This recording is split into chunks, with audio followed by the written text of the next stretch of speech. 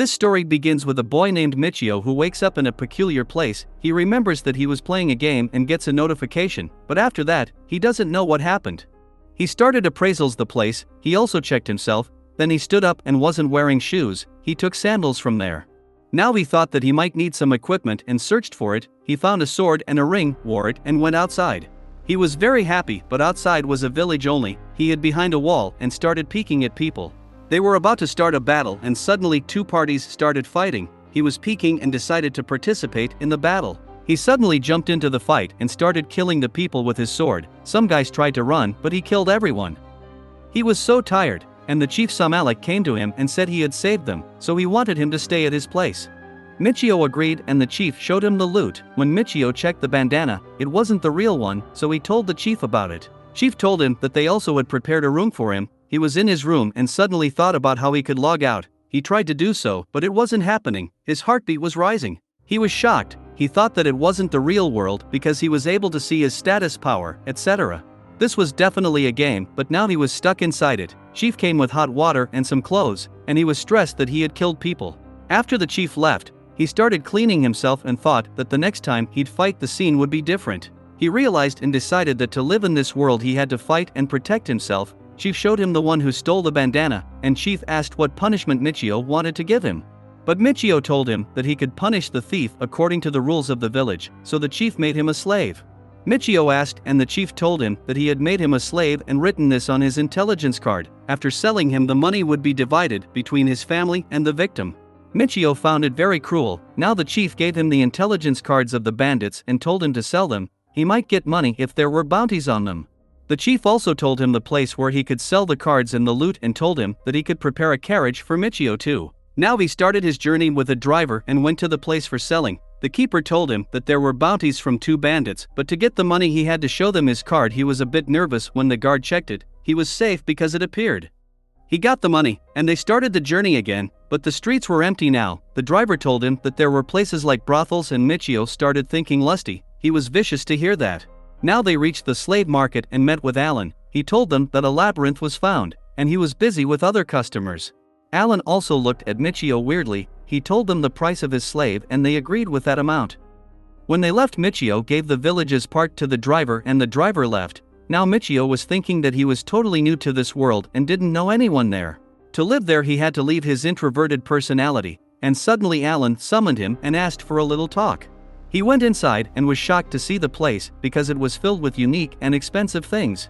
They started talking and Alan asked him if he wanted to buy a slave. He was shocked and asked if it was possible, and Alan told him definitely that was possible. He was just thinking something, and Alan told Michio that he had female slaves. He started feeling lusty and vicious because this was a matter of girls and enjoyment. Suddenly a maid served them tea. Michio was looking at her and she was very bouncy. Alan had noticed Michio's instincts. Michio was still stuck in her bouncy body. Alan silently tried to tease him about her, and he understood that. Alan told him that she was a slave and highly recommended. Michio again thought lusty and asked if the slaves betray their masters. Alan told him that slaves would die if they did so because they were bound by their masters. He also told him that the girl was interspecies and the benefits of that were she couldn't get pregnant from other species and could serve him at night, and she was a virgin. Michio was totally lusted.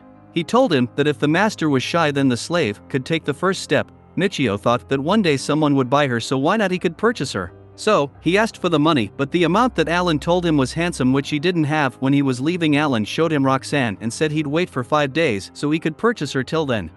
When he left from there, he decided that Roxanne would only belong to him. Now Michio calculated his money and thought that Alan had told him how he could make money faster, firstly, by labyrinth and secondly, by killing bandits.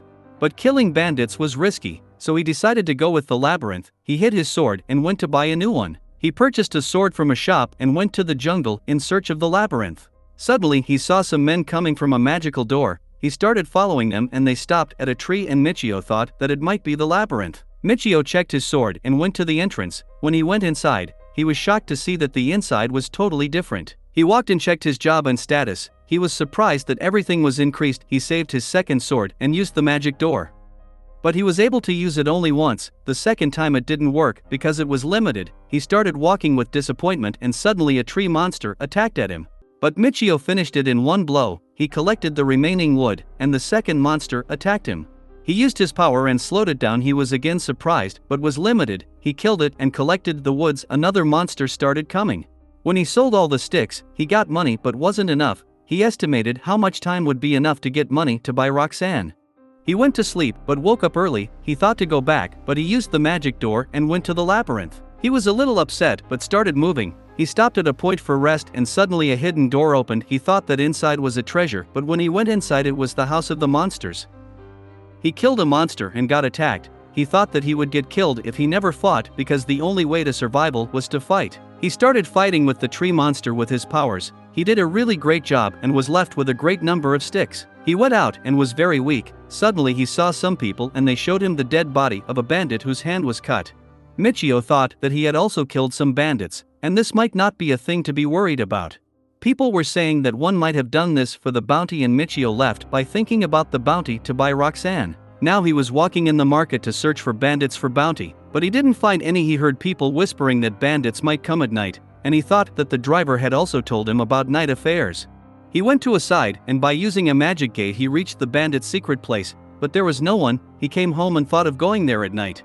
In the night when he went out, he got a lantern from the hotel staff and started walking in the city and went to the red light area. He was lusted but kept on walking and he suddenly found a bandit and started following him.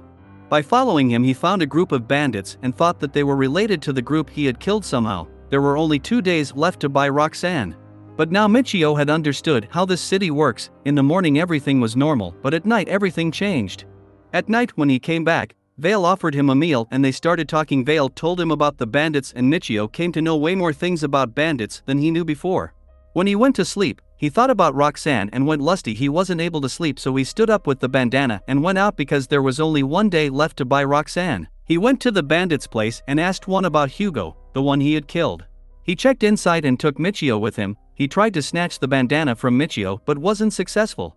The man started scaring him because he had taken his sword. He asked for the bandana, but Michio burned it and killed him.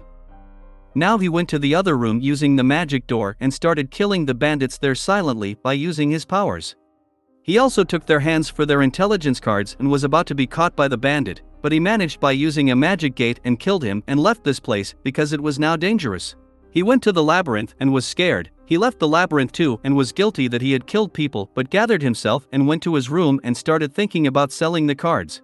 The next day when he went to sell them, he was worried that other bandits might kill him, but he suddenly saw a man from before and told him to sell the cards and he agreed by checking his intelligence card.